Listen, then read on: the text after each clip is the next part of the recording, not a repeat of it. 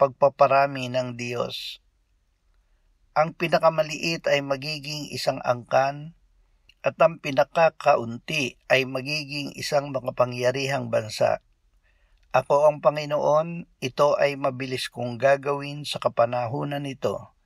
Isayas 60:22.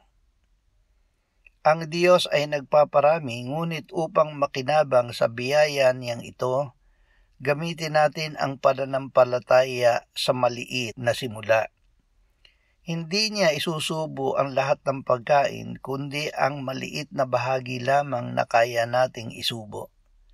Gayunman, ayon sa kanyang pangako, ang maliit ay kanyang palalakihin at ang kaunti ay kanyang pararamihin.